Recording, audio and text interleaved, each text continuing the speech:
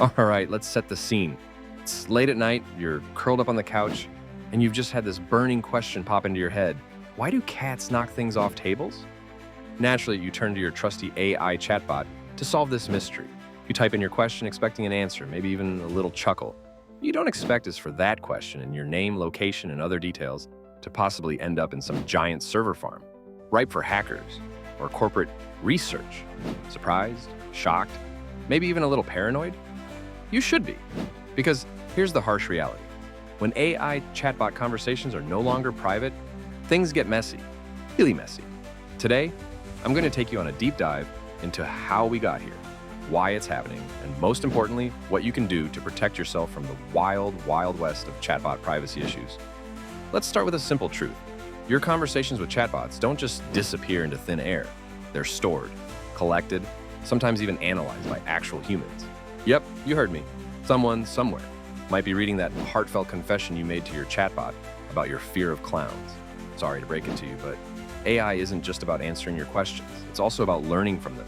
Now, before you run screaming to unplug your devices, let's break this down. Why are these conversations stored in the first place? Companies behind AI chatbots claim it's to improve the service or to train the model. Basically, every time you type something into a chatbot, it's like you're feeding it data snacks. Delicious little morsels of human input that make it smarter and more accurate. Cool in theory, but also a little clink. Because here's the thing. When your data is stored, it's vulnerable. Vulnerable to hackers, vulnerable to corporate misuse, and vulnerable to good old human error. Remember that headline from a few years ago?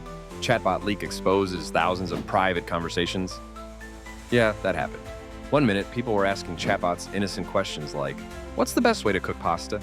And the next, their chats were out in the wild for anyone to read. Imagine Gary waking up to find that his chatbot confession about his secret squirrel phobia had gone public. Not a great day for Gary. But let's not get ahead of ourselves.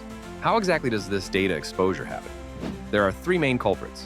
One, data breaches. You've probably heard of hackers, those sneaky little gremlins who love breaking into systems just for fun. Well, chatbot platforms are like a buffet for them. All that juicy data just sitting there, waiting to be scooped up. And trust me, hackers aren't just interested in your cookie recipes.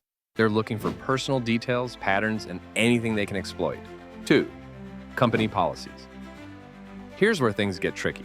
Some chatbot companies openly state in their terms of service, yes, the ones none of us ever read, that they store, analyze, and even share your conversations with third parties. Might call it research or quality improvement, but let's be real, it's data harvesting. Worst part? By using the chatbot, you've technically agreed to it. 3, human review. And now, the cherry on top. Actual humans might be reviewing your conversations. That's right, somewhere out there, an employee named Susan could be laughing at your debate with the chatbot over whether pineapple belongs on pizza. It's like your private diary entries suddenly getting passed around at the office. All right, I know what you're thinking. This sounds terrible. Should I stop using chatbots entirely? Not necessarily. Technology isn't the villain here. It's how we use it, or rather, how we let companies use us. Let's talk solutions. How can you keep your chats as private as possible? First, stop oversharing. Now it's tempting to pour your heart out to a chatbot. It's judgment-free, it's available 24/7, and let's face it, sometimes it feels smarter than our friends. Here's a good rule of thumb. If you wouldn't scream it in a crowded room, don't type it into a chatbot. It means no credit card numbers, no personal health details, and no embarrassing stories about that one time you fell into a fountain at the mall. Second, read the fine print. So I know, privacy policies are about as exciting as watching paint dry. Buried in all that legal jargon are important details about how your data is stored and shared.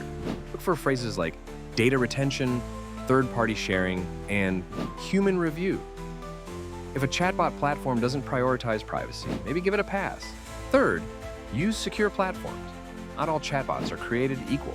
Some actually go out of their way to protect your data. They encrypt conversations, limit data storage, and avoid third-party sharing.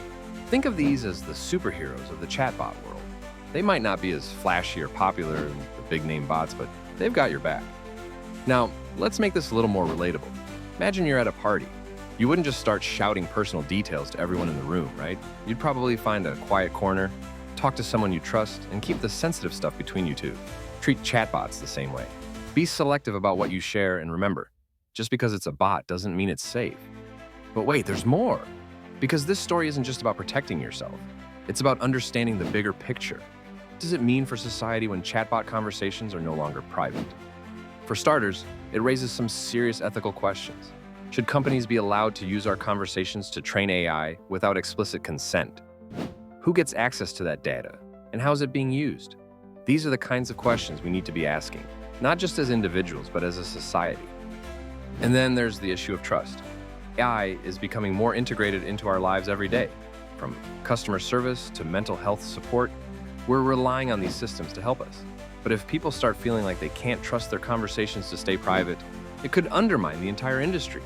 After all, what good is a chatbot if you're too afraid to use it? So what's the takeaway here? It's simple. Be aware, be cautious, and be proactive. Next time you use a chatbot, think before you type. Ask yourself, do I really need to share this information? Is this platform secure? And what's the worst that could happen if this conversation were exposed? Because at the end of the day, the best way to protect your privacy is to take control of it. All right, that's it for today's deep dive into chatbot privacy. Remember, technology is an amazing tool, but it's only as good as the people using it. So go forth, use your chatbots wisely, and maybe keep those squirrel phobias to yourself. And hey, if you're really paranoid, there's always pen and paper. See you next time.